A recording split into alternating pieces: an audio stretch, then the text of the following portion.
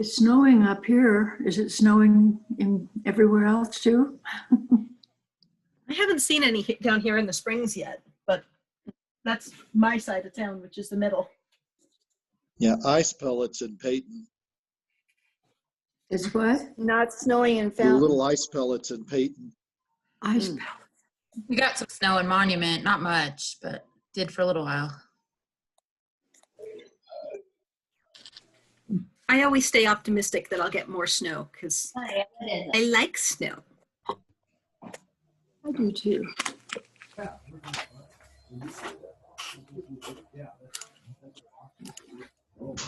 I like it till it's time to check the cattle, then it's no fun. Yeah, taking the trash out, getting the migraines from the weather changes. There's plenty about it I don't like, but I love the idea of it. On the ski slope, it's great. Native Coloradan and I've never been skiing. Uh-oh. I skied once and I didn't like it. I always joke when I'm teasing my mom, when I was teasing my mom, that I don't ski because the last time and only time she went, she broke her knee. Ooh. Ooh. I'm like, that I just hurts. can't be like you, Mom.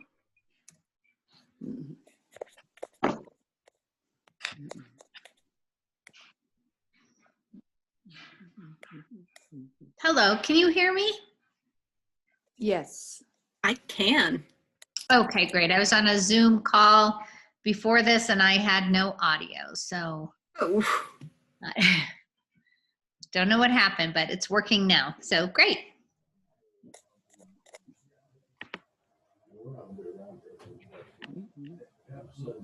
We went down Sunday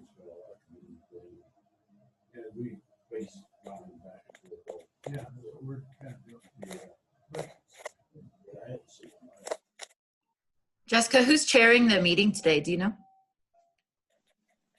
I did not hear from Aubrey that she wouldn't be here, but I'm going to say if she's not here within 2 minutes, we're going to have to ask John to. Okay. Yeah, we have, looks like we have 8 members. 1, 2, 3, 6, 7.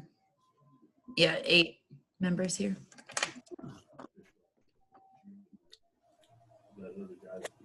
Nine. Yeah. What are they setting up? Yeah, what are they? Well, there's somebody that could charge. I'm starting to ask questions. What's somebody got on that? Yeah. Because that's what this. Oh yeah. I mean, not you. I mean, these people. Not them, but people that are doing this. And we've taken care of people before in this country. Yeah. And outside of this country. Yeah. We've taken care of people. But it doesn't seem like, to me anyway, it doesn't seem like there's any appetite for doing it the right way this time. Right. And so. Oh, John just joined. So. Yeah. Good to see you. Take care. Okay.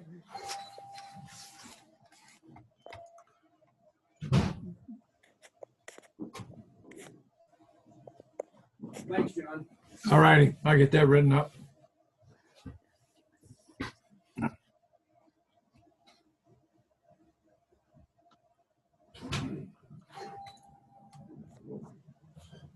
John, will you be able to run our meeting today? It looks like Aubrey isn't going to be able to join us. You betcha. Can you hear me okay? Yes, indeed. Yes. Okay, good. Yeah, that's fine.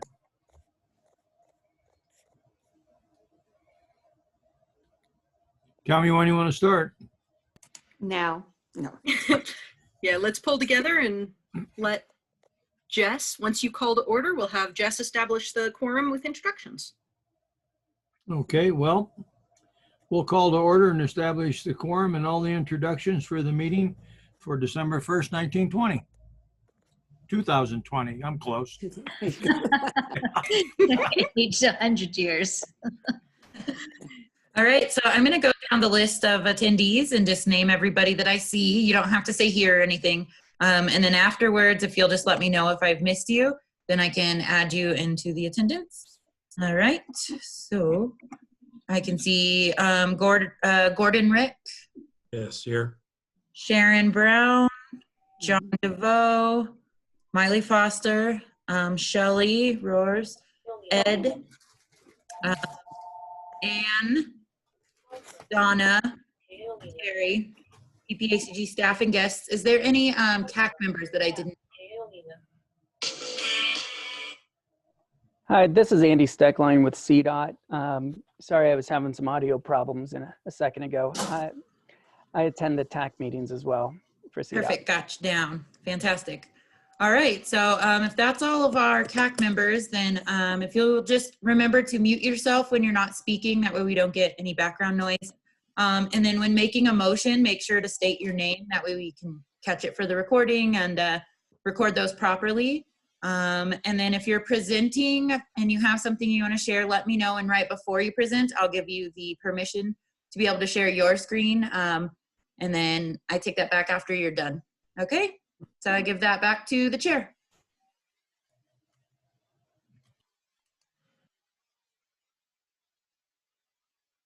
Oops, and he's on mute. Okay, we ready? Can you hear me all? Yep. Okay, well, the first thing we got is number 2, consent items, I believe.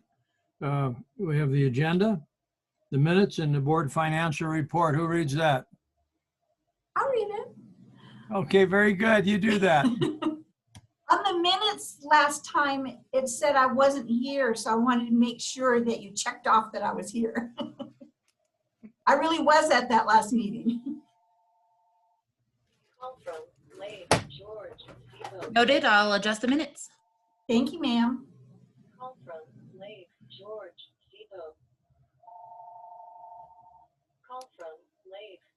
Does anybody want to make a motion? I'll move that we accept the consent items. Okay, do we have a Sharon second? Brown, Ed Dill, Sharon Brown, second. Mountain. We got a motion and a second, correct, Jessica? Yes. I think so. Okay, fine. All those in favor signify by saying aye. Aye. Opposed, sign. Aye. Okay, motion passed. We now go to public comments. The public can email general comments or comments regarding the agenda in advance of the meeting to PPACG Office Administrator. Do we have any public comments at this point? I received none by email. Okay, hearing none, we'll move on to item 4, the I-25 Gap Project update. I believe it's Paul Nealman from CDOT's going to tell us how close it is to being done. Paul, are you there? I'm not seeing Paul with us today. Okay, I guess we're not going to hear how close it's to being done. He's probably working on that report. Okay. We'll have him at our next meeting. Item B, traffic media campaign and general safety report. Jason O'Brien, PPACG Transportation Planner. Are you there, Jason? I am here. I'm ready to go when you are. There you are. You got the floor. Okay, thank you. Good afternoon. And Jessica, I would like to share my screen if you can do that. Go ahead and give it a try. All right.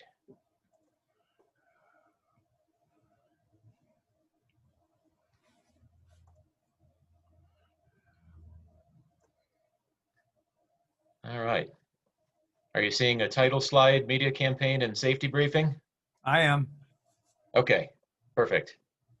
All right, so I'm going to talk just a little while today about a project, a traffic safety project that we worked on this summer and early this fall, and then just give a short high-level traffic safety briefing, mostly focused on just the last year during the pandemic, which is something we get a lot of questions about. There's a lot of curiosity about.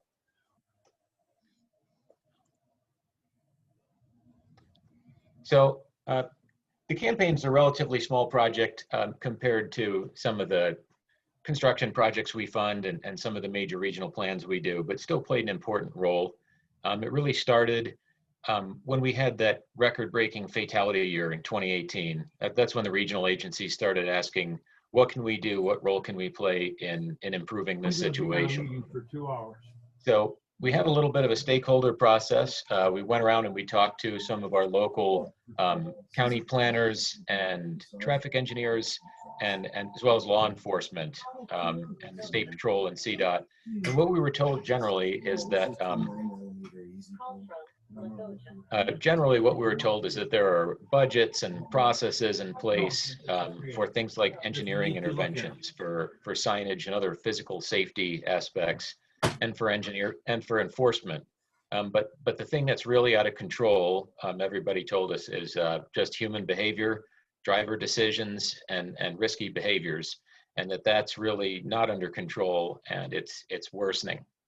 And so they asked if we could do something to address that, which led us to a traffic media safety campaign or public messaging campaign to talk directly to our drivers. So in June of this year, we got the project in our work program and were able to select Drive Smart Colorado to run the campaign. And we were lucky to have them because they're very experienced in this area. This is something they've done a lot of, and more than that, they're very well connected and have a lot of great connections in law enforcement, people they're able to talk to who are sort of the boots on the ground and can tell them what the problems are, as well as providing a lot of good data. CDOT and El Paso County also provided some data. And I'll go through a little bit of that process in a minute. The campaign was completed October this year, and a final report was generated. And this whole thing really is to play two roles. One is we really did want to improve the serious crash situation right now, but also to provide a test case for PPACG and any of our member governments who are contemplating doing a public messaging campaign like this in the near future. So one of the things we did was we wanted to get a good feel for the target audience we should be looking at and the issues our advertisements should be honing in on. And again, it was great to have Drive Smart Colorado because they know so many people in law enforcement and we're able to get such good data on how we should be targeting this. And the three issues that the data really pointed us to for the last year were distracted driving, drinking and driving on a motorcycle. I know that last one sounds very specific, but we'll get back to that a few slides down the line and talk about where that came from. And the data, which is our serious crash data, pointed us to a rather broad age range, 18 to 55-year-old male and female. And it's a common misconception that it's our youngest and oldest drivers that are pushing up the serious crash numbers. And this, in most years, is not true. Really, the carnage is really being caused mainly by experienced drivers in their prime who are just making some bad decisions and taking some bad risks. And last, the media that we chose for the ad campaign was social media as opposed to traditional media, television and radio. So why social media? If you remember, there was a little election going on at the time, and that was really sucking up all of the affordable, attainable, traditional media spots at the time. And second, there was a pretty big uptick in social media use since the start of the pandemic. So that's actually a better medium than it used to be, more cost effective, even without the pandemic, or even without the campaign. And this is a little graphic that we got from our consultant, Drive Smart Colorado, about increases in electronic behaviors since the start of the pandemic. And you can see that one of these is people are spending longer on social media, about 15% longer. And most of those surveyed also said that they plan to continue the new behavior into the future. And this graphic, as well as the others that I'll show you, are in the final report prepared by Drive Smart, and there is a link to that report in the memo for this agenda item. So it should be, if you look at the memo, there's a link to the full text of this report, and it's a pretty good one. It's pretty detailed. So what Drive Smart did was develop 3 ads to target the 3 issues that we got from the data. And what you see here are static posters, but there were also little videos developed from these. So these are, in those videos, these are animated and there's a little voiceover. And the goal of that was just to be as clear and concise and as attention getting as possible, but without the gore that you sometimes see with public messaging campaigns about traffic safety. Drive Smart works with people who are experts at optimizing social media ad buys, figuring out how you can get the best results, the most clicks, the most engagements for your advertising dollars. So we were happy to have that. And this is how the funds were invested. It was a $50,000 project overall. And these are the platforms that were used, the investment levels. So you can see Facebook, Instagram, YouTube, Google, Gmail, and Spotify. We were happy to be able to cover geographically our entire Council of Governments area and not just our federal funding urbanized area. So we got all of El Paso, Teller, and Park County. And I will say that I was very pleased and even shocked by the results that we got with the campaign. So out of our relatively meager budget, Drive Smart was able to generate 5.2 million social media impressions in one calendar month and almost 50,000 engagements, which means they engaged with the content in some way, clicked on it, opened it, or something. And there are far fewer than 5.2 million people in our region. So this means that, of course, a lot of people in our target audience saw the ads multiple times. I did myself. I guess I'm part of the problem demographic. So I was just watching YouTube videos on the weekend or something, and I had the ads come up 3 times for me, which means there's a much better chance of people remembering these and possibly changing their behavior based on them. So excellent coverage. I felt personally these were amazing results. A couple of observations and suggestions for the future. So media campaigns need to be repeated with some regularity in order to remain effective. We talked with certain people at CDOT who do media campaigns like this on a statewide scale quite often, and they say that they are highly effective, that they do see some bounce in the crash numbers when one of these campaigns is run, but that if there's no regularity, if it's never repeated, that eventually those gains are lost. And then, of course, media campaigns are more effective when they're paired with enforcement campaigns, which is something we're possibly looking at for the future. That concludes the report on the traffic safety media campaign. And now I accept to say that we do have a budget and are planning on another traffic safety media campaign in 2021.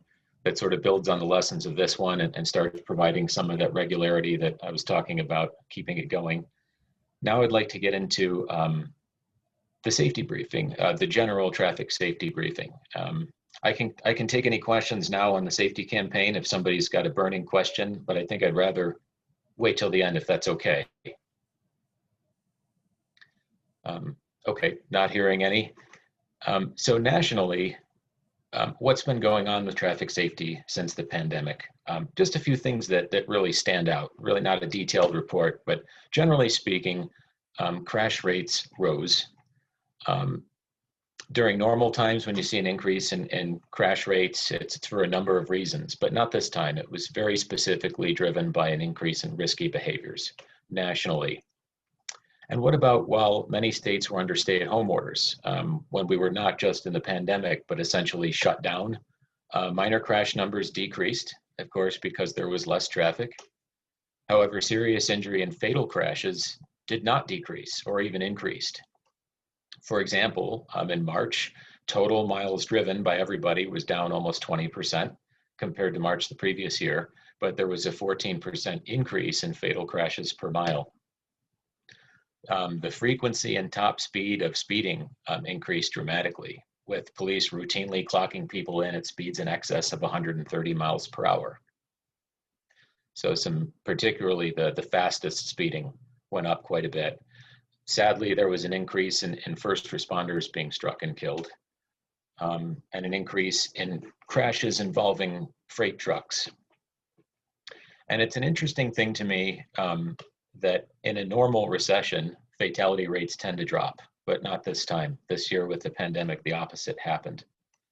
And as we speak right now, rates of very fast speeding and drunken drug driving are still up significantly above normal.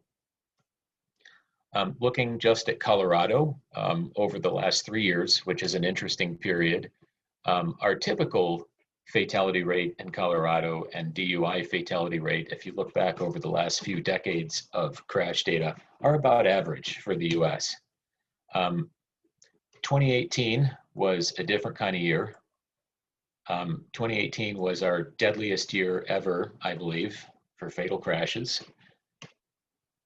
So that was a historic high. In 2019, after a lot of hard work by some people, that those numbers were wrestled down back closer to the 5-year average. And then some of those gains were lost in 2020, again, primarily due to that increase in risky behavior. As of August, some standouts are motorcycle deaths, which are up 25% from last year, and anything going up 25% in transportation, that's a really big increase. So you can see here that that spike is much larger than the normal variation that you might see from year to year. And pedestrian deaths are up 27% from last year. Not so out of whack with the normal variation, but you can see that this year we did beat 2018, which was the deadliest year. So that's still significant. Older driver deaths down 31%, probably because a lot of this population are afraid of contagion and are staying home. So Region 2 is a sub-area of the state of Colorado. It's a CDOT subdivision of the state. It's really a large area of southern Colorado, but it's more specific to our region. The population centers are really Colorado Springs and Pueblo. So if you want to think of that as the area, that's probably pretty accurate. So as of September for our region, it pretty much reflects the state trend. So we definitely had a historic high in 2018. Definitely the deadliest, most fatal traffic year ever for our region. Like the state, some improvement in 2019. And like the state, those gains were partially lost in 2020. Motorcyclist fatalities have more than doubled in our region, which is a far more dramatic increase even than the statewide. So it was a 25% increase statewide, over 100% increase in our region. And you can see 2020 and then 2018, the deadliest year, way down there. So this is a major problem. Impaired driving fatalities have also increased substantially in our region. We're not gonna, so far we haven't beaten 2018, but well above last year, which is, it's a significant increase. So I know that was very brief, but that's really how the questions go, is what happened during the pandemic.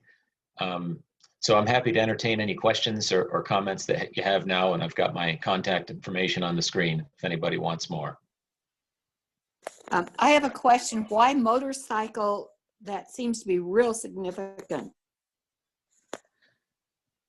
Yeah, the why really has not become clear yet. We are not sure. We're expecting more of that to come out in the next couple of years, but I know that CDOT Region 2 has formed a task force specifically to address that. Hopefully they have some success, but it is peculiar to our region, has had by far the most dramatic increase. Okay. So hopefully we know soon. Curious if you guys keep stats on how new or how experienced the riders are. I just know personally, I've had a lot of friends in the last 5 years that suddenly in their 50s decide they want to start riding motorcycles. So I'm just curious if it's the newer riders or experienced, or is that even data you collect? I'm not sure. I can find out. I know the data is quite detailed when it comes to the circumstances of the crash, but I don't believe that's part of it. But I can check, and I can get back to you if that data is there. Jason, I have Good a question. question. Can I ask a question? Can you hear me? Certainly, yeah, I can hear you fine. Okay.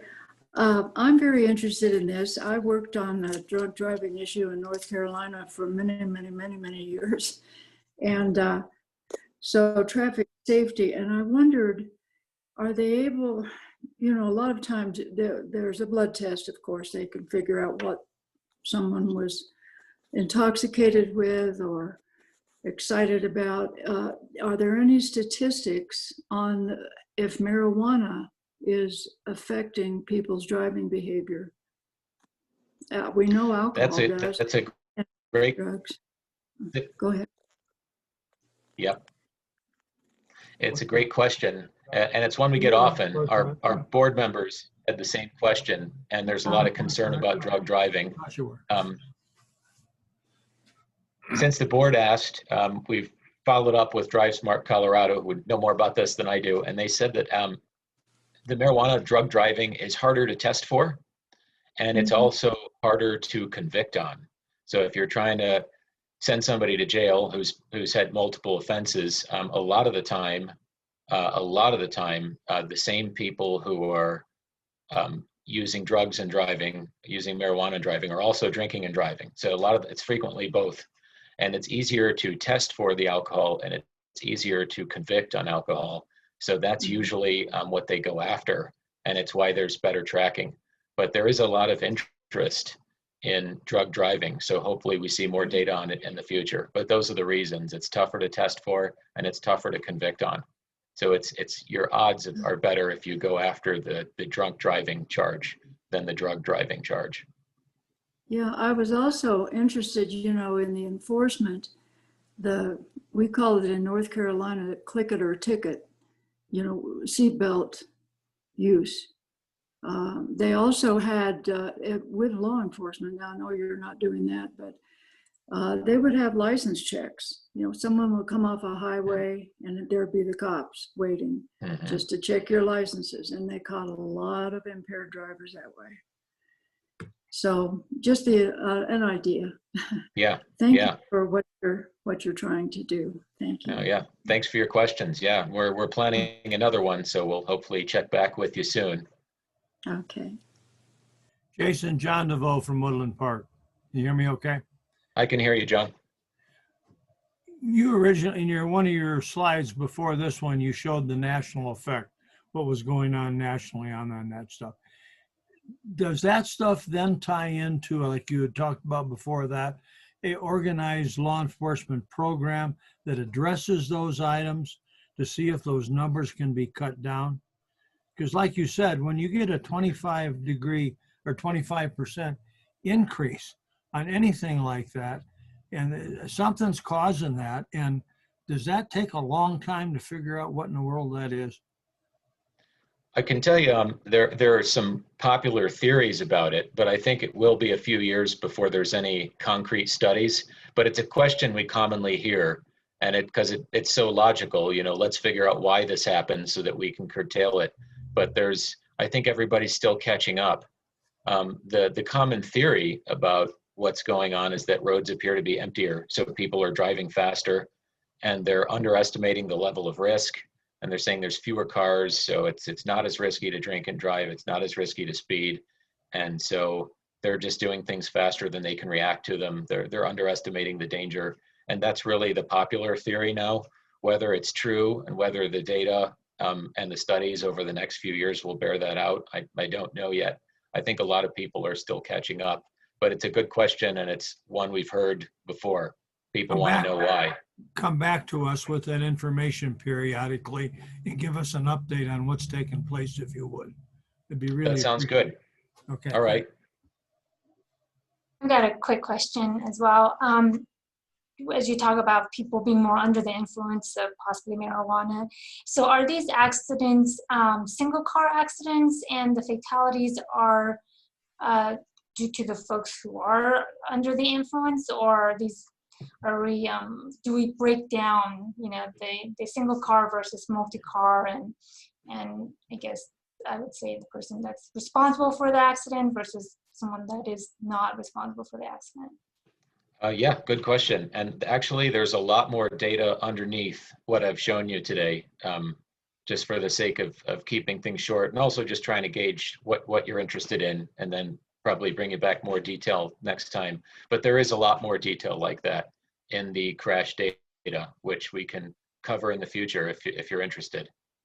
I don't know off the top of my head. I'm sorry, but it is there. Yeah, you know, you had mentioned that we have less vehicles on the road, but our, Yeah. you know, fatalities went up. So I'm just trying to correlate the two. So to me, logic would say that it's more single car accidents, right? Because there's less Yeah. vehicles, but then more fatalities. Anyway, just trying to Yeah. wrap my head around it. Thanks. Yeah, I think it wouldn't be too hard to go a little bit further into that because it is there in the data. So maybe we can look at that for next time. Okay. Thanks. Thanks for the question. Hey, Jason, this is Shelley Roars with the League of Women Voters. I just have a couple quick questions for you. Is this the first year that you've done the traffic media campaign, or have you been doing this since the deadly 2018 year? It's the first year. Okay. It was a little bit of a long process. Okay, and so you said you were working on a budget to continue. What's the likelihood of that happening? It's highly likely. There are funds budgeted now, the same level for a similar campaign for 2021. So it's, I would say it's 80 to 90% likely. Okay, and then I have a question for the committee, I guess. Is anyone besides Jason, who is a target audience, actually seen any of the videos? Actually saw one on YouTube. No one else? Jessica, you're the only one? I saw a few of them on YouTube as well. And I think Facebook once. Okay, so I see two younger people, correct? Both Catherine and Jessica are our younger group on, okay. In the 30s. So yeah. Yes, ma'am, that's the younger group. Perfect. Thank I'll take you. it. Yes, I'm ma'am. 40s. I saw them 3 times on YouTube. Again, the younger group, I would consider you all the younger group, but perfect. Oh, okay, good. Thank you, Jason. I appreciate that. Okay, and we can come back to you as that's getting started as well, if you're interested. Any other questions for Jason? Jason, thank you. That was that was really informative. That's been a very good report. Thank you very much for doing that. Thank you. Okay, we shall proceed on then. I believe the next item is action item. We'll start with number 5. Anything else before that? Hearing none, I'll keep going. Okay, PPACG 2021 Ozone Advanced Program. Samantha Bailey, Environmental Planner, you're up. Thank you. Jessica B., am I able to share my screen? Go ahead and give it a try. Great.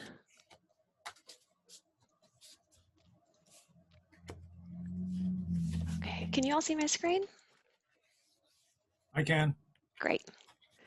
All right, good afternoon. My name is Samantha Bailey and I'm the Environmental Planner here at PPACG.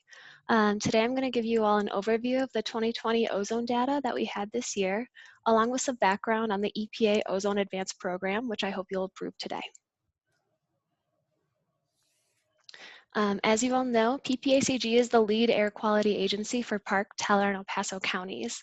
This means we're required to monitor air pollutant data and collaborate with PPACG jurisdictions on air quality issues. We do so by informing our board of directors, developing strategies through our PPACG Air Quality Technical Committee.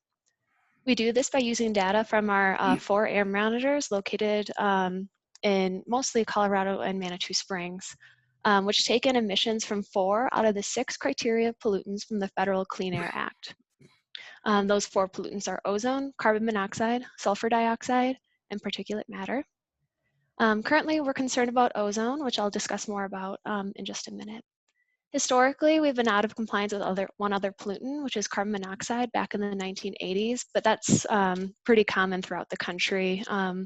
This is mainly because carbon monoxide was a big vehicle emission polluter, but now with cleaner technology with cars, that's not so much an issue anymore. Being out of compliance with the Clean Air Act is very daunting and is required by law to last about 30 years, having 10 years to go back into compliance, then 20 years of maintenance, meaning that we're being monitored by the state and EPA to ensure that we remain in compliance. This is why PPACG just got back into compliance of carbon monoxide just last year, even though we were designated back in 1980. The same process would happen if we went into non-attainment with ozone. Ozone is a critical pollutant within the Clean Air Act. It is a highly reactive gas made out of volatile organic compounds and nitrogen oxides, which occur when we have very sunny days. It photoreacts with sunlight, meaning that ozone season here in our region starts May 1st until September.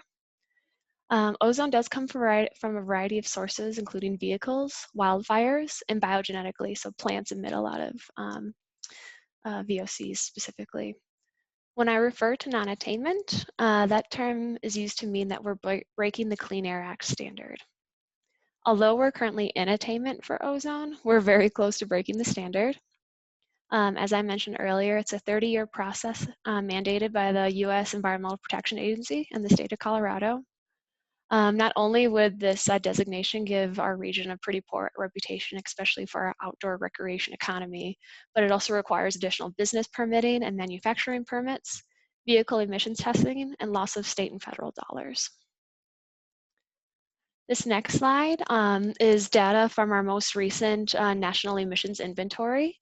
This inventory occurs every 5 years, conducted by the state and EPA, and it takes in potential sources from emissions seen throughout the region. As I mentioned, ozone is a combination of volatile organic compounds, or VOCs, and nitrogen oxides, or NOx, so NOx. As you can see from the 2017, which is our most recent data from the National Emissions Inventory, the biggest sources of VOCs is natural or biogenic, but then it's highway vehicles. And for nitrogen oxides, the biggest sources come from highway vehicles, EGUs, which is energy generating units, specifically coal power plants, and then off-highway vehicles. So using this data alone, we really want to focus on transportation and energy consumption. The standard for ozone in the Clean Air Act, there's technically 2 of them. For whatever reason, the federal legislature didn't dismiss the 2008 standard, so that brings us to 2 standards for ozone.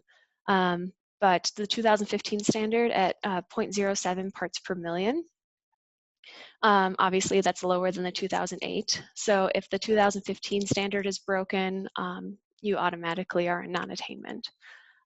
So with those 2 standards, we definitely don't want to go above 0.70, but like our partners up in Denver, they're also above the 2008 standard of 0.75 parts per billion. And then the average, it's pretty complicated. It's defined as the 3-year average of the 4th maximum 8-hour value. So that means that on the 4th highest day of the year when it comes to ozone, that is rolled into a 3-year average. And if that 3-year average is higher than the 2015 standard, then we would be in non-attainment. But obviously there's a lot of other concerns that comes with having high ozone pollution. Really bad health effects, especially this year when it comes to COVID-19. It is a respiratory impact. It irritates the airways and reduces lung function, causing coughing, sore and scratchy throat, shortness of breath. It can aggravate chronic issues like asthma, emphysema, bronchitis. It's seen to have increased risk of premature death in people with heart and lung disease. And of course, we want to ensure that the folks that are most vulnerable are aware of this issue. So people with lung disease, children with asthma, older adults, and people who are very active outdoors. As I just mentioned, this is the current 2020 data. The Department of Public Health and Environment was nice enough to, who are the owners of our ozone data, along with EPA, they gave us 2 data sets. I do want to point out that the top chart that you see here includes exceptional events. An exceptional event is a high air pollutant day that sources seem to be out of control, like in-state and out-of-state wildfires. So we did see some days this past summer from all of the California wildfires. Some of that smoke actually came into Colorado.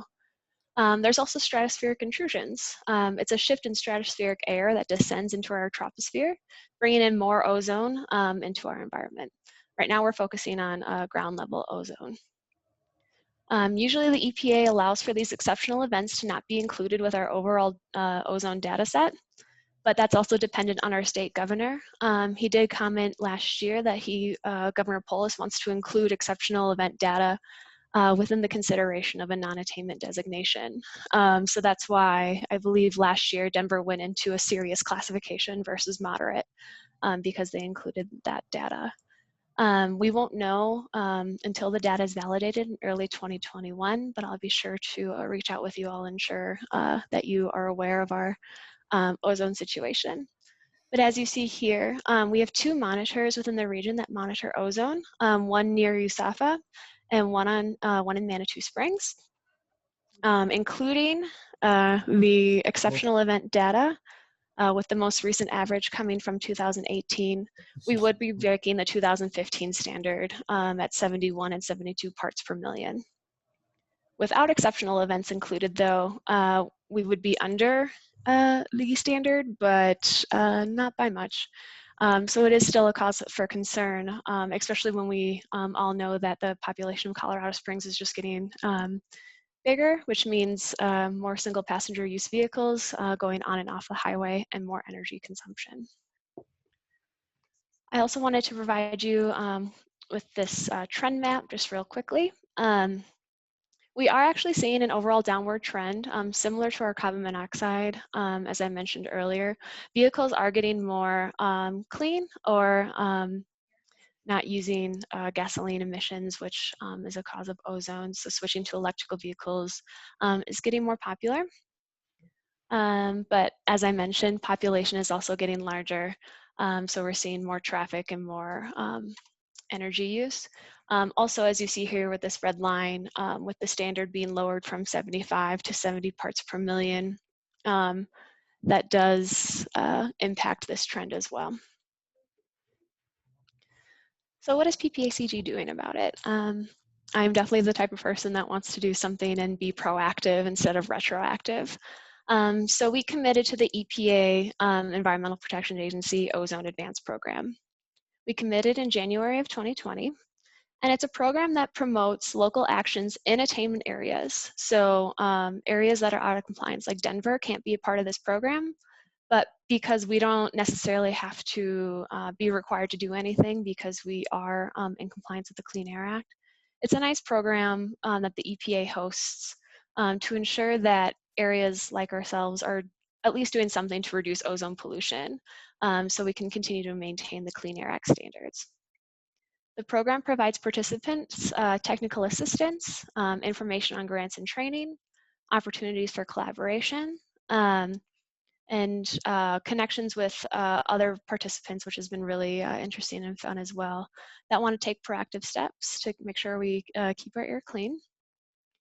Advanced plans, which you have attached in your packet as well, include a range of programs addressing education and outreach, transportation and mobile sources, energy efficiency, and renewable energy, and all kinds of different stuff like green infrastructure, lots more. It is a voluntary program, but it is a nice way to not only give more program management and authority to our Air Quality Technical Committee, but it also has us report to EPA already our efforts to reduce ozone. And because of that, not only it gives us a direct partnership with EPA, but it could potentially give us a lower classification if we do end up going into ozone non-attainment. Which is huge. As I mentioned, there are different classifications when it comes to a non-attainment designation.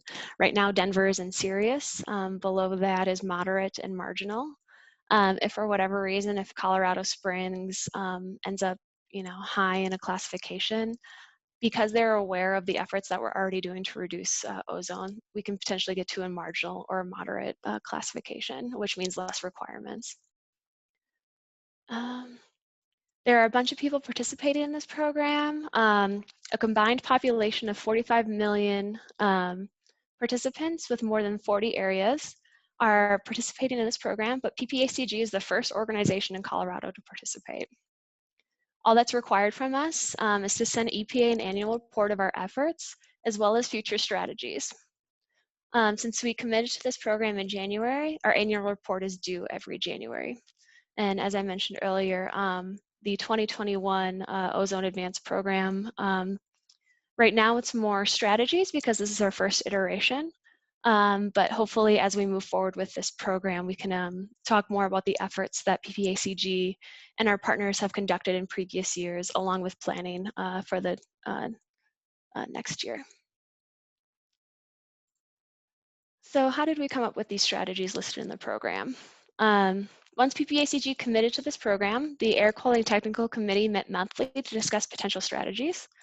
The strategies listed within the program we felt are obtainable given the following challenges.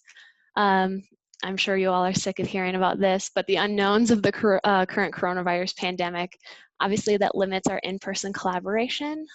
So we have to ensure that our projects can be done virtually. Staff capacity. I am the only environmental planner on staff. So even though I love my job and I love the work that I do, I can only do so much. And of course, funding. We have to ensure that our projects can be done within our budget. Within our program, which I think is really interesting, we included projects happening outside of PPACG that benefit ozone reduction as well. For example, the City of Colorado Springs is conducting an electric vehicle readiness study. They're going to take 2020 and 2021 data and see how ready the City of Colorado Springs is for electric vehicle fleets. And then they'll take information from that study and then implement either actions, whether that means more electric vehicle chargers throughout the region, all kinds of interesting stuff. So the Air Quality Technical Committee picked 3 themes and then about 4 to 5 strategies within each theme. I won't go over every strategy, but I will highlight a few for you today. Obviously, outreach and education is so important so citizens throughout our region can understand our current situation. At the moment, air quality is not a topic discussed in local school districts, so we'd like to implement air quality lesson plans. Right now, this strategy is already in effect, which is really exciting. District 11 here in Colorado Springs agreed to start an air quality curricula with having PPACG like myself and other air quality technical committee members come into, I believe it's 4th graders and 7th graders during their earth science curriculum and come in and talk about air quality and specifically ozone. We're also collaborating with Colorado Springs Utilities for this effort. So PPACG will talk more about transportation. Colorado Springs Utilities will talk about energy reduction. We're also going to develop outreach toolkits to specific audience, like the general public, as well as the business sectors. We want to ensure that messaging is going across, all different types of people throughout the region. And so they understand either it's the health effects or maybe the non-attainment requirements that come from that potential designation.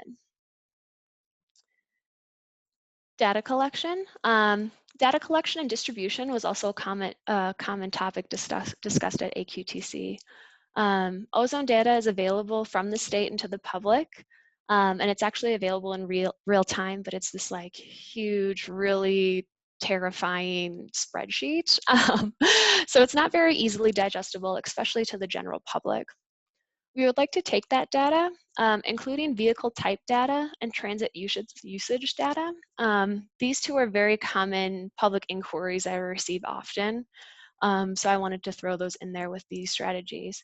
Make it visual and comprehensible for the region to understand. I think the strategy that our group is most excited for is for our local business survey. We'd like to send a survey to local area businesses to gain their understanding of ozone pollution and the potential impacts it'll have on their business, as well as collect data to see if they're going to begin mitigation efforts, especially after the pandemic. We'd be interested to see who out there is going to begin teleworking. As I mentioned, transportation emissions are huge, so having more people telework will definitely reduce our ozone emission efforts. And then, of course, administrative. We're going to be on the lookout for funding opportunities to better support this program, hire interns to support this program, but to also share knowledge and experience to students who are interested in environmental work. And I think that'll also better support our program because, like I said, staff capacity is pretty limited. So having more folks out there getting the word about our program, I think would be really beneficial. And then research into air quality studies. Our group is interested to learn more about the potential non-attainment impacts to our region, and our partner Council of Governments in Texas conducted an economic impact assessment of potential non-attainment designations.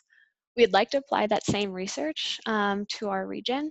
I believe Texas, specifically, they're called the Capital Area Council of Governments in Austin and surrounding suburbs. They found that if they went into non-attainment, it would cost their region's economy over $40 billion over the 30-year designation process that it takes. I would like to mention too that we also just kind of began working on this non-attainment designation study with UC Colorado Springs. They have, I believe it's a program, it's like Bachelors of Innovation. So they take STEM students and business students and try to kind of be more proactive when it comes to STEM and business work. And they're very interested in conducting this study. So that's exciting to be able to work with UCCS and potentially get that information, not only to the general public, but I think our stakeholders, like the board of directors, would be very interested to see and maybe take this a little bit more seriously, the impacts of this designation. And with that, I'll take questions. I know I kind of went through a lot for you today, so feel free to refer back to a slide and I can take you to that. Anybody have any questions? I do. This is Shelley with the League of Women Voters. Hey, Samantha. Thanks for being here. On the email that we got with the attachment on page 13, it said your partner efforts and your future strategies is what I'm referencing. Okay. Under CSU, I believe was one of the partner efforts. Yes. Of course, we all want to know how realistic is the Martin Drake Power Plant no later than end of 2022, Ray Nixon no later than end of 2029, and the Birdsall plant retirement no later than the end of 2034. What is that? I mean, is that realistic? Are those dates, are we going to get there? I think it has to be because the state of Colorado, specifically the Colorado Energy Office, they're coming out with a greenhouse gas emission roadmap, and they're going to start the rulemaking process to implement that roadmap beginning in summer of 2021. So I don't think they have a choice, and I think that's where those dates come from, is from that greenhouse gas emissions roadmap. I can refer, Colorado Springs Utilities is on our air quality technical committee, so I can ask them about that, but I'm fairly confident it's coming from the Colorado Energy Office. Okay, so you're saying that we should be seeing a greenhouse gas roadmap in the spring of 2021. Is that what I heard? It's actually already out there. They just finished public comment, and right now they hope to finalize it, I believe, in December. The group just presented to our Air Quality Technical Committee in late November. So I can send either Jessica B. or Jessica M. our Air Quality Technical Committee video so you can see that presentation, as well as the link to that roadmap. That would be wonderful. Thank you. No problem. Anybody else? Yes, this is Gordon Rick. Samantha, thank you. I'm going to apologize in advance because I might have missed something. You said, I believe, that there are exclusionary events, such as out-of-state fires that affect our ozone layer, our ozone levels. Yes. And that the governor wanted to include those exclusionary events in determining our average. Is that what I heard? Correct. Okay. And does he have the authority to legally force El Paso County and our surrounding counties to do that? I believe he does. He did it in 2019. And with the state of Colorado, the governor has to sign off on the data that is given to us through those air quality monitors that I mentioned earlier. But that won't be announced, or the data won't be verified until early 2021. So he may more than likely say, like, okay, we had a ton of wildfires this summer with the pandemic, everything. He could exclude exceptional events. But that's why here with this slide, I include both the exceptional and excluded exceptional events, because we won't know until next year. And then the state submits the data to the EPA, and the EPA determines what we have to do next. Is that correct? Correct. Okay. So could the EPA strip out that data after the governors put it in? I believe so. I'm not entirely sure, and that's something that I can reach out to our Ozone Advanced partners and ask about. Okay, thank you. Yep, no problem. Anybody? This is Ann. Could I ask something? Yes, of course. Ann, Ish? Can you hear Yes. me? Go Yep, ahead. I can hear you. I just wondered if the governor included that, changed that rule, like you said, included other things because of fires, because we're at great risk in Colorado for those problems. And that might open us up to getting more grant money to help mitigate that problem. It would help air quality and water quality because the fires are affecting both of those. So I just thought, well, maybe that's why I did it. Yeah, and I think a part of it too is, as you can see here, even without those exceptional events, our ozone levels are fairly high. We're just 2 points away from the USAFA monitor to be out of compliance.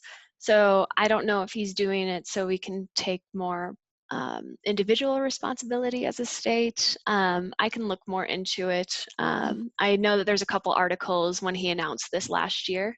And I know it hasn't been done in previous years just because there hasn't been a party at the state that's been interested in environmental issues.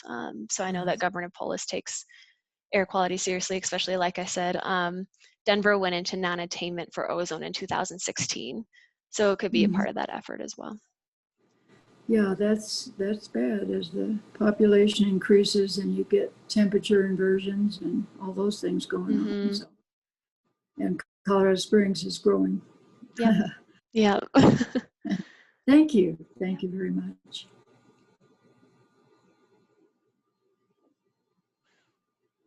Anybody else? Any other questions for Samantha?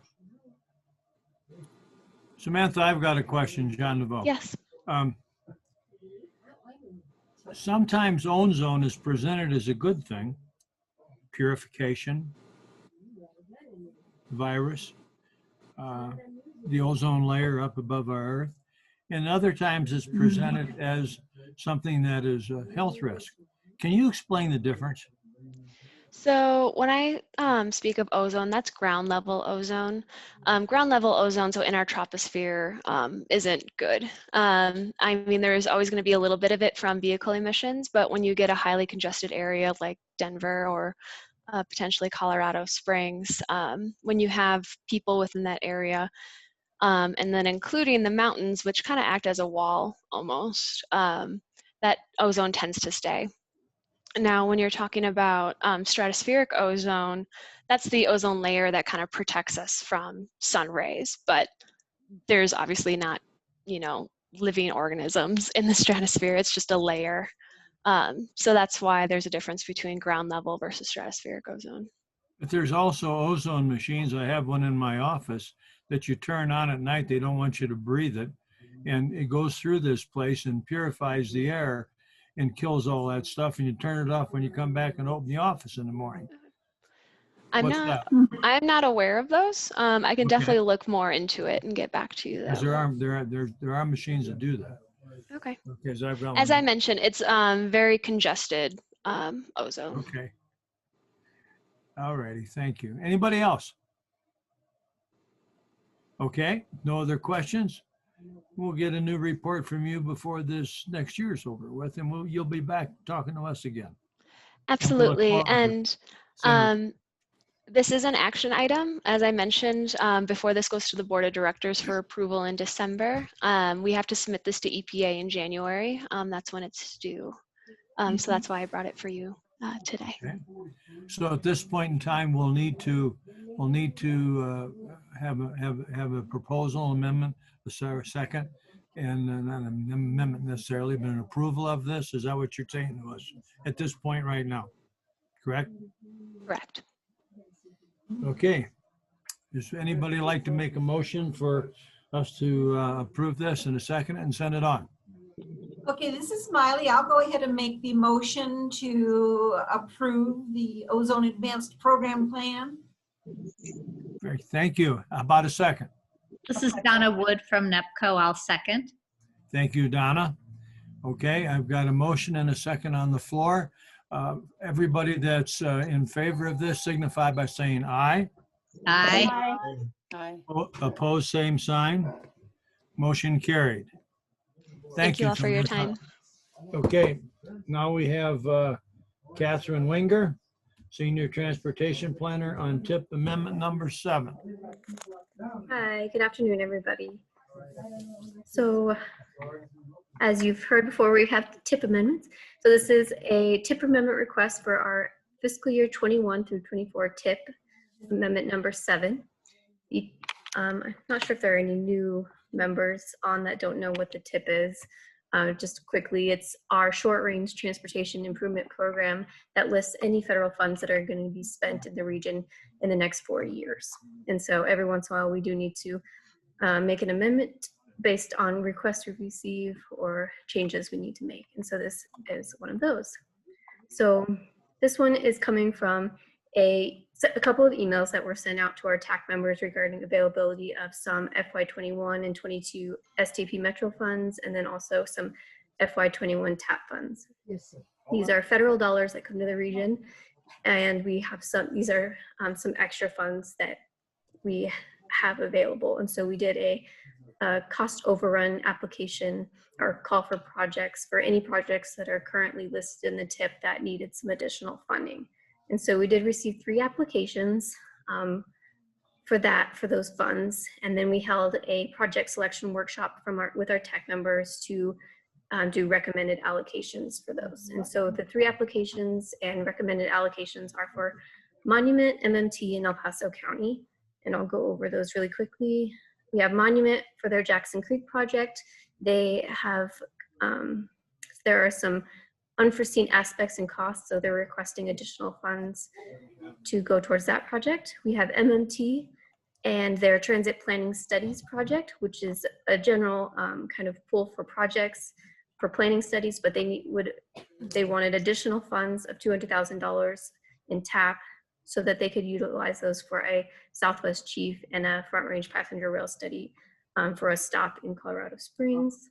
And then finally, we have some local match replacements for El Paso County are the next 3 items in the table you see for wetland bank, for their wetland bank, their Arnold Bridge, and their El Paso County ADA inventory improvements. This allocation to them would use the federal funds to replace their local match requirement using a toll credit program that is run through CDOT, but it's actually a federal highway program that states can use to lower their match requirements on projects if they have toll credits available. And feel free to ask any more on that. And I think John's on the phone too, and he's better at explaining that if we need to. And then finally, we have the last request is from PPACG, our aging area. You've actually heard from Laurel Cruz. She almost said Kilpatrick, but she's Laura Cruz now. She's running our new 5310 program that's moved over from MMT. And so this amendment will change the listing in the TIP from MMT to PPACG, and then it will add in some of the roll forward money that we have from years, let me make sure I get that right, from fiscal years 19 and 20, and then also update some of the allocations in years 22 through 24 based on some FTA estimates. We've been getting a bit more than we used to estimate for, and so those few out years are just estimates, so we may come back to you later to update those as well. And that covers the amendment. I'm happy to take any questions. Anybody with questions?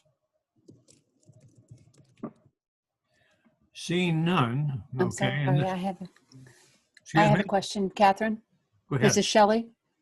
Under the TIP Amendment 7, right? Under the PPACG one, is that what the listing under at the bottom, is that right? Correct, that's the last one on the table. Yes, ma'am. So it says the plan that goes along with switching funds from MMT and PPACG. Do we get to see that plan, or is that something that we can look at, or what does that actually consist of? Let me just see what you're talking about. I'm not seeing the word plan that you're talking about, but the plan is the TIP, which is a Transportation Improvement Program.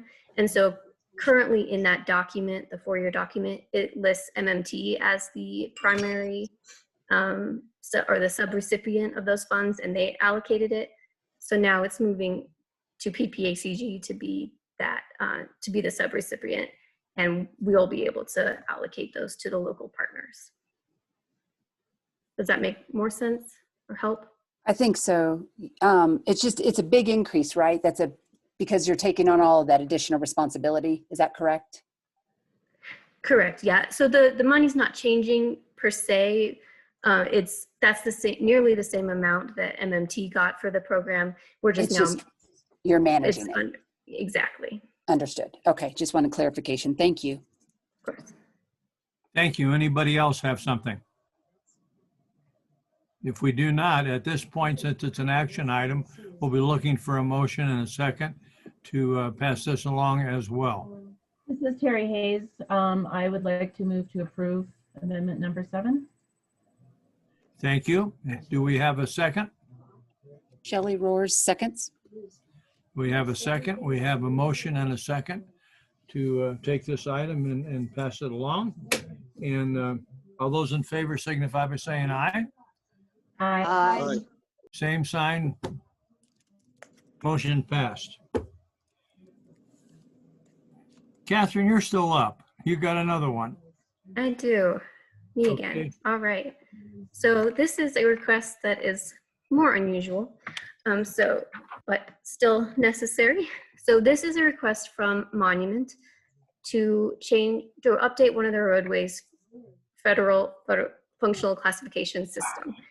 And so this classification system is what the federal highway uses to determine eligibility for federal fundings, amongst other things. They also do it for roadway control and make sure that certain levels of roadway are at certain standards. So highways, principal arterials, and so on. And so every once in a while, there is a need to change these or update these based on either changes in the roadway system or whatever it may be. In this particular case, Monument, the roadway probably could have been updated a while ago, but it just was recently noticed that it needed to be updated in order for them to be eligible for federal funding in our TIP document.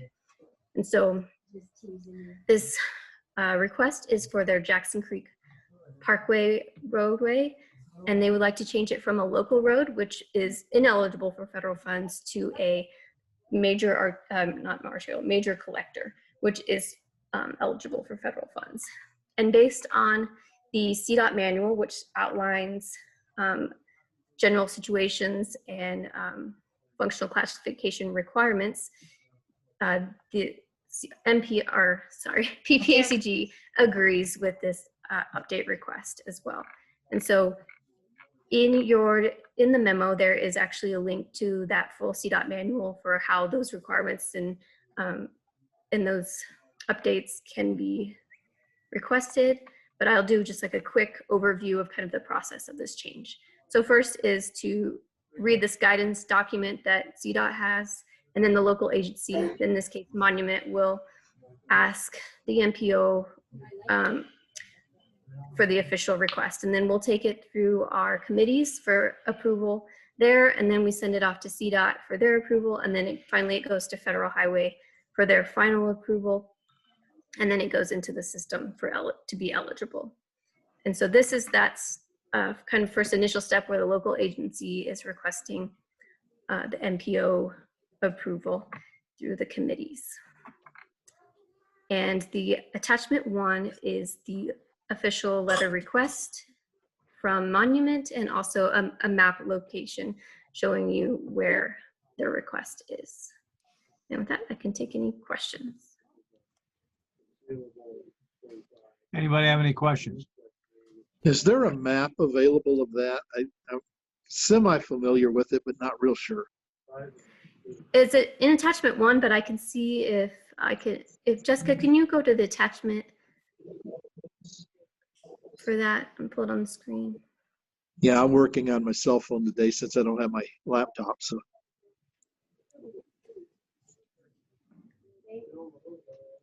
See, I don't see a, oh, there she is, Jessica Bechtel's on. Just a moment.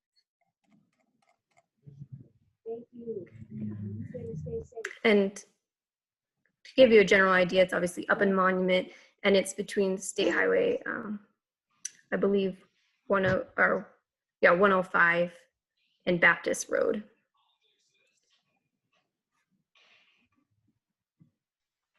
Give me 1 second. My computer's being crazy.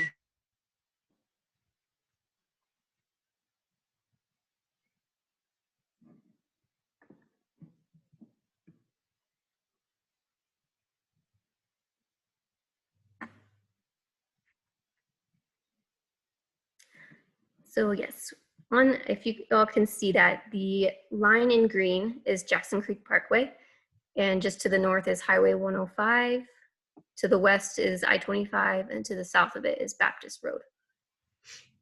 And so it's actually a pretty major road that that's what I thought. has I just wanted to quite be a bit sure. of traffic. Yeah. So, So Catherine, it definitely warrants an upgrade. so can I ask a quick question, because this is fairly new to me in reading this process. This is Shelley again. The reason for this is so they can get funding, correct, for a road that is currently not classified as a way to get this specific type of funding. Is that correct? Yes, that is correct. And the reason for this funding is specifically they've said it is new development, plan development, and improvements to that road. So basically developers have gone in, and now this road is basically outpaced itself. Is that correct? Basically, yes. And the listing in the tip right now for the project is for a widening. The southern portion from about Higbee to Baptist has already been widened to a 4-lane road. And so now this portion is to finish that and expand it to a 4-lane as well. That expansion south of Higbee was tip money? No, that was actually in another kind of district. I can't remember what that district is called. But it was not federal or PPACG funds. That was the Tri-View Metropolitan District. Thank you, exactly. So again, based on development and things that have been built around there, they're asking for a way to expand it when developers didn't do it? Correct. Based on, okay, thank you. Yeah, I'm not sure, what kind of deals happen with that, but yes, there is a development going on, but they're also expecting a large increase in traffic, or they've already had a large increase, and now they're expecting even more by, in the next 20 or so years as well. Thank you. It's a common road when you, if there's traffic problems on I-25, very often Google Maps will refer you to that road as an alternate to I-25. So I could see as traffic increases on I-25, just because of that, traffic could increase on Jackson Creek Parkway too. Yes, it definitely is probably considered an alternate route. And I'll also say that this roadway would be eligible to be upgraded regardless if they wanted to use federal funding as well. We periodically will go through all the roadways in the system and see if there's upgrades needed for these. And this road would be classified, would need to be classified higher regardless of whether Monument needed the funds or not. So, and actually that's something we're going to be looking at in the near future is the entire region and if any other roads need to be upgraded this way as well. As someone that lives up here and drives that road frequently, it is very, very busy. And Malay, you're very correct that when I-25 has something happened to it, this is definitely the alternate that they send people. And it really, the 4 lanes that TriView did is wonderful, but this last little bit has to be done to really make it a viable thoroughfare. So having said that, I would actually like to recommend that we approve the functional classification change for Jackson Creek Parkway. I'm sorry, I'd like to ask another question about funding. Are there other multiple sources of funding, or is this the only, you, Catherine, kind of started the road of saying it could be designated as funding from somewhere else. Is that correct? By changing this road, it seems like, it seems like we're making a way around it where the bottom portion could be also the same people, or is that right or not? Well, the bottom portion actually is in a separate area. So it's controlled by the TriView and the funding there. So this isn't eligible for that kind of funding. It's by the town of Monument. And for federal funds, you actually have to have a local match portion. So this one would be 17.21% of the total cost of this project will be paid for by Monument or another local source. And I believe the planning director actually said that there is, I'll have to double check on this, so don't quote me on it, but I believe he said there is actually some developers willing to help out with the cost of that match. So I'll double check, but I do believe he said that. And so this is the big portion will be federal funds that are allocated by PPACG, but there are other funds that will go into the project. Thank you. Anything else, Donna? Not Donna. Okay, anything else from anybody? If not, Yeah, as long as the developers chipping in, I have no issue. anybody else? So we'll continue on with this one to move it along, and we'll look for a motion to accept this in a second, and we'll vote and continue on. So I'm looking for a motion. I move to approve the functional classification change request for Jackson Creek Parkway. Terry Hayes. A second. Donna Wood, NEPCO, second. Thank you, Donna. We have a motion and a second to move item, well, that would be item C along for number, what is that? Number functional change request. Okay, so all those in favor signify by saying aye. Aye. Aye. All those opposed, same sign. Nay. Okay, one nay. It's passed. Move on. The next one is Jessica McMullen. Okay, thank you all very much. Jessica McMullen, your Policy and Communications Manager. I am here to bring forth the CAC membership and executive committee suggestions from our wonderful nominating committee.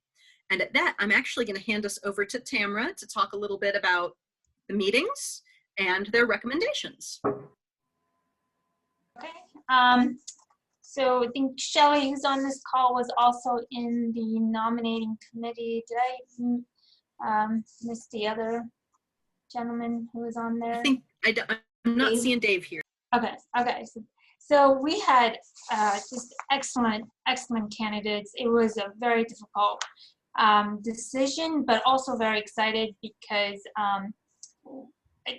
Jessica, correct me if wrong, the folks that we did not select for the at-large, we are highly recommending them to their local agency to recommend them and have them be part of our CAC. That's right. We sent them on to Teller County and to El Paso County, suggesting that those local governments may want to review some awesome candidates. Yeah, and I think it would be wonderful, and Shelley, jump in if you want to add anything to that. With that said, the two candidates we'd like to recommend for the at-large position for CAC is Dr. Paul A. Wiggins Jr. and Mr. Gary Schubert. They both come with very unique and highly skilled set of experiences, and I think would add significant value to the CAC as at-large candidates.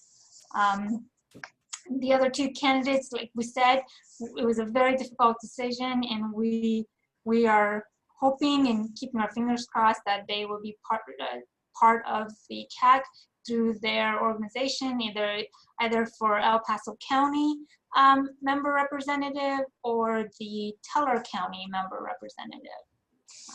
And I don't know if I need to add anything beyond that, Jessica. That covers the first bit of our citizen at large. And now I'm going to ask you to go to the executive committee. All right, and that's easy. Again, thanks everyone so much for interviewing and participating and throwing your name into the hat to be leading and joining the CAC. And for our the next chair leaders, we have John Duvall. John, I hope I said your name correctly, as the chair. We recommend Maylee Foster as the first vice chair, and then Carol Campbell as the second vice chair. Is that anything else? I'm like, are there any questions or any thoughts that anyone would like to add? Otherwise, we'll point you in the direction of the proposed motion.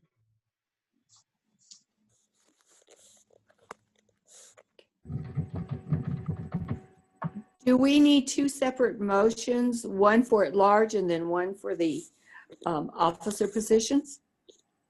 We can do it either way. I made it one big long run-on sentence in the proposed motion, but you can separate it into two.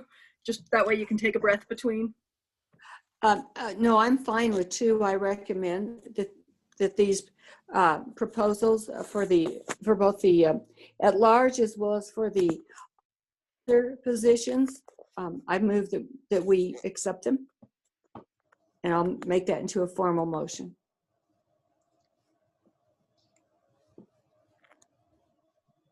So do we have a second for that? Am I allowed to second? I was going to say, can I second? I was going to say, I'll Yes. second it too. So. Shelley seconds. Okay. Who was the official second? Shelley. Thank you.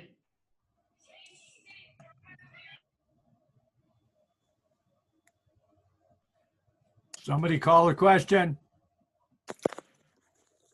Oh, okay. Don't we have So for any questions, we have a motion on the table and a second. Any questions, further discussions? No. Okay, then I guess I will call for vote, or John, do you do that? We'll make you do it because John's on the Got it. committee Okay. I'll flip vote. to- So I'm trying to stay out of this. Okay, this is why I'm not a chair. And so for all in favor, say aye. Aye. Aye. Aye. And all not in favor, say nay. All right, I'm so glad that, so that motion has passed unanimously, and I'm so glad my last day and my last meeting, I got to run a vote. Okay, we'll move on to item E. Thank you. Okay, and that's 2021 work program. That's Jessica Okay. McMullen, Policy and Communications Manager. thank you, John. So I am bringing forward to you the 2021 proposed work program. Each year, the staff members pull together a description of what we're going to do in the upcoming year. That document is our work program. You can see within our presentation that not only did we give you guys our draft one for this year, but the list of accomplishments from 2020, which is the first time we've done that. I thought you'd all like to see the checklist of what we said we'd do and what we did do. Some of the big things that we did in 2020 that we're really wanted to brag about for you guys before I move on to the draft. The things we did to support seniors when COVID kicked in. The number of different things, from reaching out to apartment complexes to get them information and activity bags, and there was a lot of things that happened. This 2020, we accomplished the adoption of the 2045 Long Range Transportation Plan. That was a lot of work that all of you did amongst, as well as everyone. So we were really proud to see that that was accomplished. We took over the mobility coordinator position, moved that over from MMT to us, and made some progress on becoming the designated grantee. We moved forward with our joint land use study recommendations, working closely with local governments and the local military bases to ensure that the land use programs, as they've been being updated, especially with El Paso County, are taking into consideration those recommendations. And like you just heard from Sam, and you all just voted approval on, the work that we've done to get this EPA Ozone Advance program is really huge. It's something that we're all really proud that it happened this year, especially with all of the challenges. So that's the highlights this past year, this upcoming year. So I don't know how detailed everyone got. I will point out that there are a few changes that I actually have made that I want to go over with you in our major projects list. I also want to point out that my proposed motion that I have in your packets has the wrong year on the work program. So Dave Betzler pointed that out. Okay, so the major projects for 2021, and these are going to be the ones that we come back to you in November, December of next year and say, okay, these were the most important things we told you we'd do. Continuing to provide support for the senior community, updating the Area Agency on Aging 4-year plan. That's a requirement at the state level for Area Agency on Aging. When they did their last one, they had not had a strategic plan in place. 4 years ago, they didn't have a number of the different aspects we have going now. So that's something I really want to pull out for all of you. The Colorado Springs Commission on Aging is in the process of transitioning over here to the Area Agency on Aging. And they'll become a regional instead of a city-based. Transportation, some of the big ones I want to pull out for you guys are the 2050 long-range transportation plan update begins. We get one done and we start the next. We're going to be doing a tri-county study, possibly including a freight study, that'll really help us look at farther than just the MPO, which is very exciting. The traffic safety education and coordination that Jason talked about earlier, that's going to be one of our big things for next year. For the joint land use study, we're going to be pursuing new grants so that we can continue to pursue opportunities and implementation of the suggestions in that study. The Ozone Advance that Sam talked about, water quality with the completion of the 208 plan this year. It's really exciting that we'll be doing some outreach, education, and awareness on water quality in our local basins. We're going to be doing some serious legislative advocacy. You may or may not know that right now we've got a special session going on right now at the legislature as they look at specifically COVID-related issues and try to ensure we're addressing what we need to. We're going to be looking at coordinating with the city, town, and county managers to provide more collaboration and training opportunities.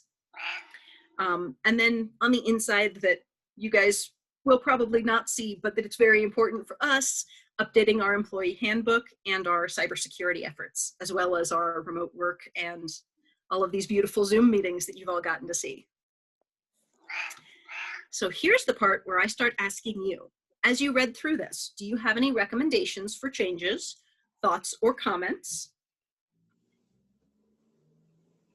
Or things that you would like to know why we didn't do something, or if we did do something? Please excuse my cat's purring. I just want to say how impressed I am with the whole organization and how you all are so dedicated to, you know, your responsibilities. And I love the enthusiasm about the transportation plans and the environmental plans, and it's nice. It's really heartening to know how dedicated you all are, and it hasn't been easy this year, but it's obvious that you haven't let up. So thank you all very much. Thank you. And I'll make sure that our board hears that as well, because we all try hard. Jessica, could I ask a question? This is Ann Esch. Absolutely. Ask away. You mentioned a couple of things that were being moved over from the MPO. Now that's a metropolitan something, which is The really metropolitan. Colorado. Yep, it's Colorado Springs to Woodland Park. And it covers the mega area of Colorado Springs. So that includes Fountain and Monument and Palmer Lake. Right. But it doesn't include any of Park County or the majority of Teller County, which is why this new study is really exciting. Those corridors don't stop at the county lines, and that MPO sometimes does. I agree. I think that's a wonderful thing. I always kind of thought it was odd about the MPO since I've been on the CAC, and I finally understood it, but I think that's a great move. So thank you. Thank you. Uh-huh. That's John and Catherine and the rest of the transportation team. So I don't know how many of them are still on, but they're pretty outstanding. Are you done yet, Jessica, or you're just in phase one? I am actually at the, does anyone have anything you want me to add or comments you want to put in before this goes to the board? Right now, the board is going to see the exact same thing you saw today, unless you add any comments. Jessica, Ed Dills. Okay. Is Peyton, Falcon, Calhan, Rama included in the MPO, or is that just strictly the western area?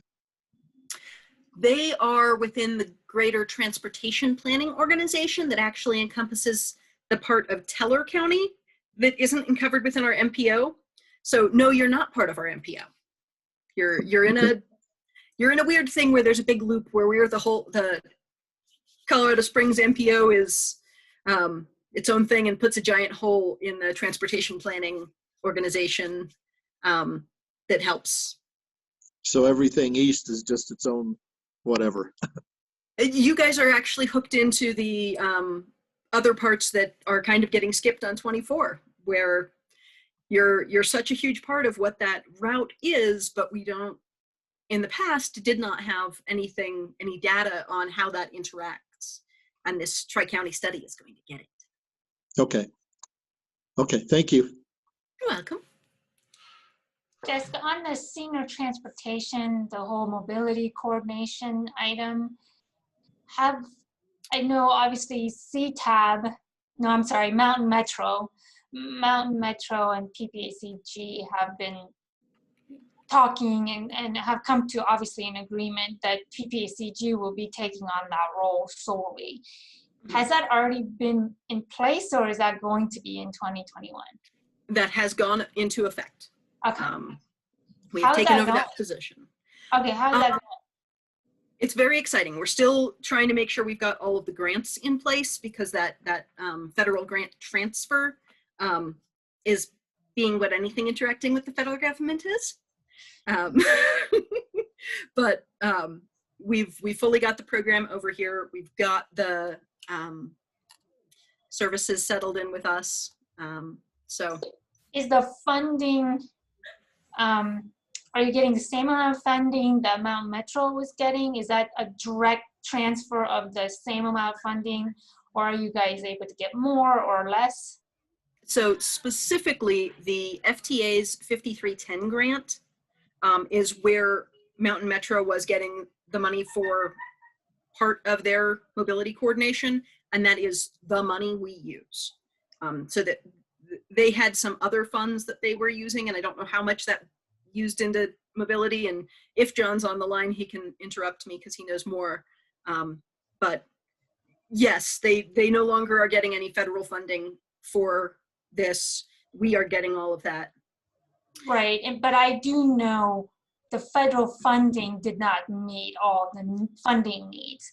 So I know Mountain Metro had another set of funding, their own budget allocated to go towards that, the senior transportation. And I'm just curious, are you guys able to function and provide the same level of service with just a federal grant, or are you guys having to use some of the PPACG's funding to supplement that grant.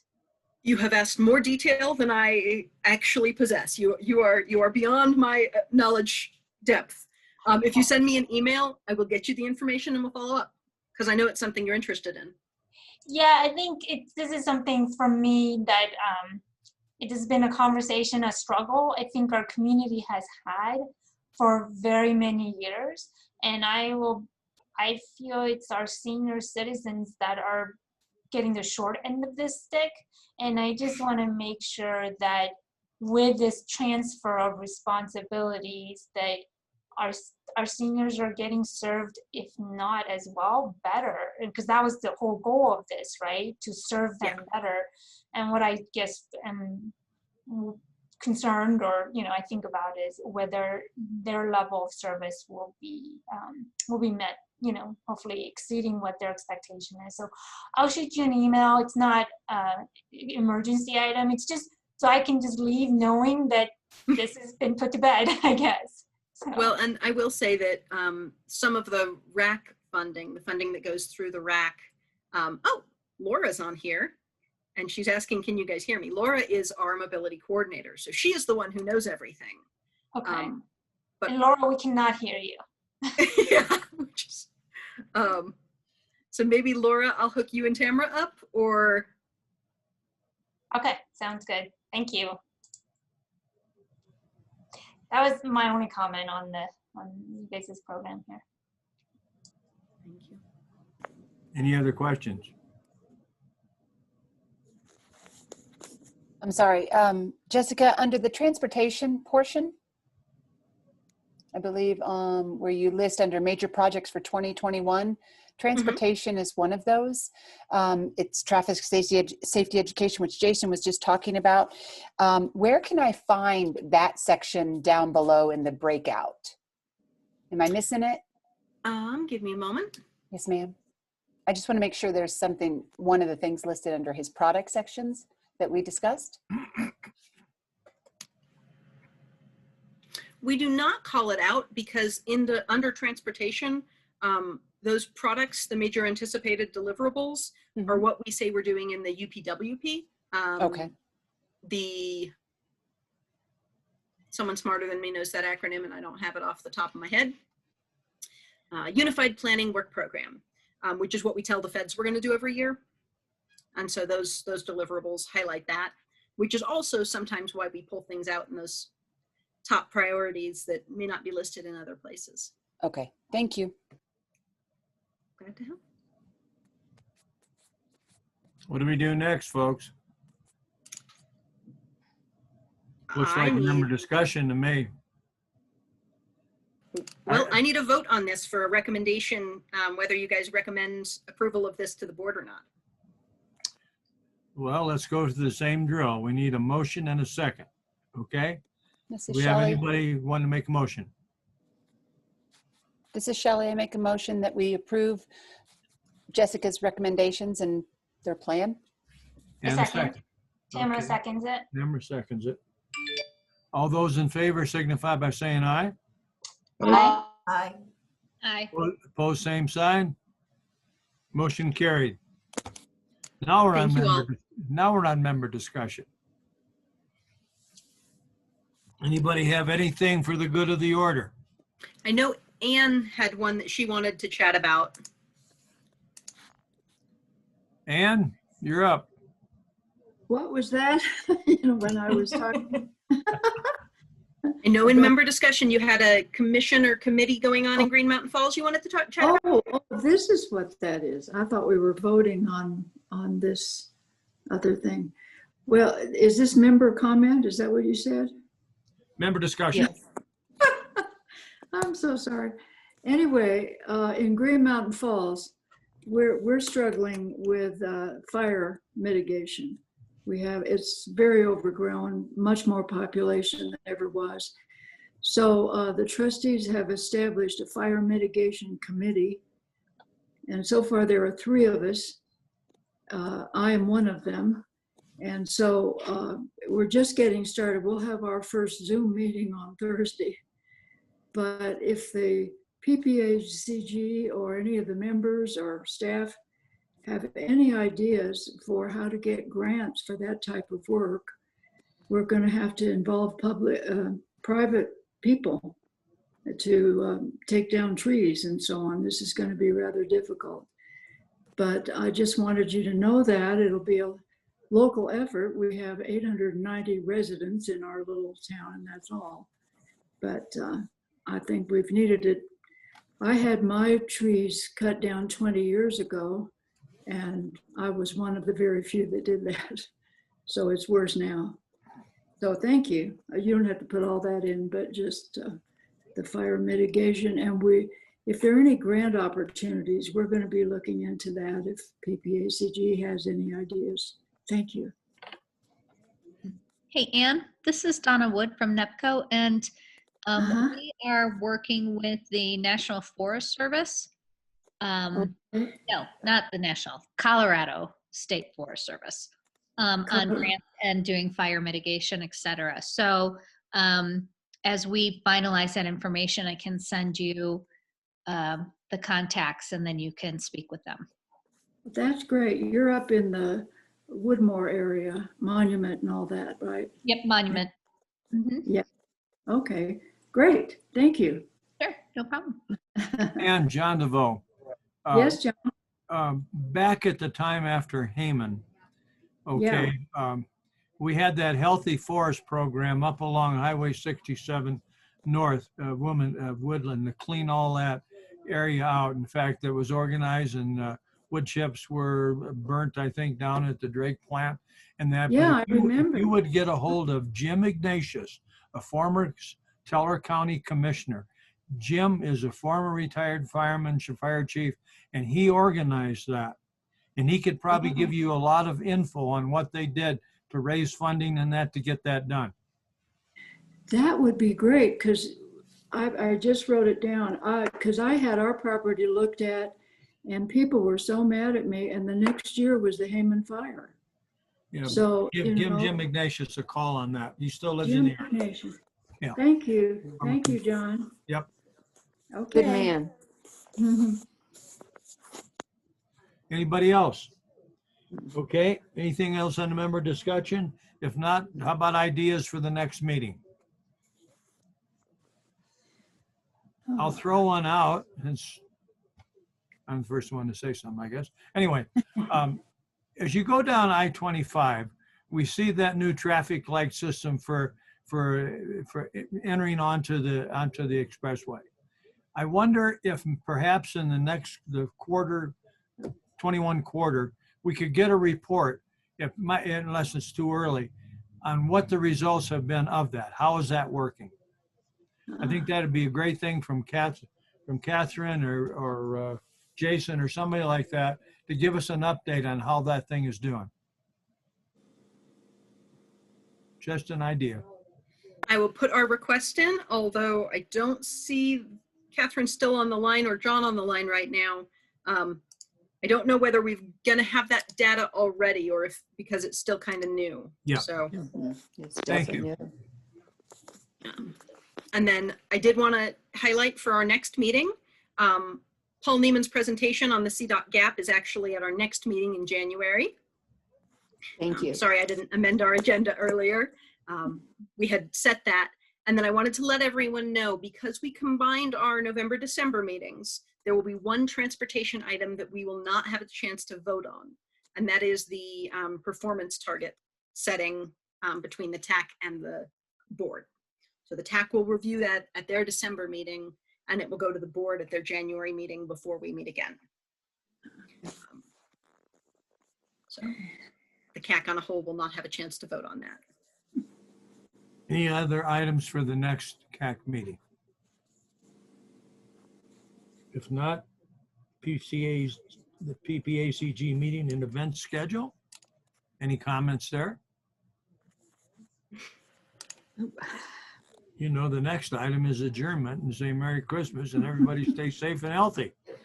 But I wanted to say, Thank you, everyone. Tamara, it was great meeting you the short time I knew you. Hope to Tamara, see thank again you so sometime. much. Thank you guys. It's been very nice, and I'm really excited for the next wave of leadership and the committee members. I'm I'm gonna miss sitting on this. I will say, just really quickly, I grew up here in Colorado Springs, but left Colorado to go to college out east and was in Austin. And then I moved back here about 8 years ago. And then 2 years later, I was sitting on this committee and have been serving on it for 6 years. And it has been very exciting to learn about Colorado Springs and this our Pikes Peak region as an adult and not as a child or a student, if you will. And it's been really exciting to have some the minimal impact that I was able to contribute to seeing the vision of Colorado Springs and seeing it from as a kid to an adult now, and how we're growing and how we are becoming one of the best places to live in the country. With that comes pride, also a lot more people. And so I'm really glad that you are on this committee and it's going to keep an eye on how responsibly that our Pikes Peak region is going to manage the growth and the quality of life and quality of our lands here and air. And I just really appreciate all that you guys do. And thank you for volunteering. And I'm gonna miss everybody, but best of luck. So, and happy holidays. Okay. Happy holidays. Thank you, Tamara. We appreciate you. We Bye. really appreciate you. Thank you. Jessica, do you have anything else? You guys have encompassed it all. Thank you all so much. I really appreciate you. Happy end of the year, and may 2021 be better for all of us. Absolutely. Let's hope. I think it could be Thank worse. you. Motion for adjournment? So moved. So moved. Adjourned. Okay, motion for adjournment. Everybody say aye. Aye. Go have a good, happy Christmas. Bye. Thank you. See you next Thanks. year. Bye-bye. Bye. Bye-bye.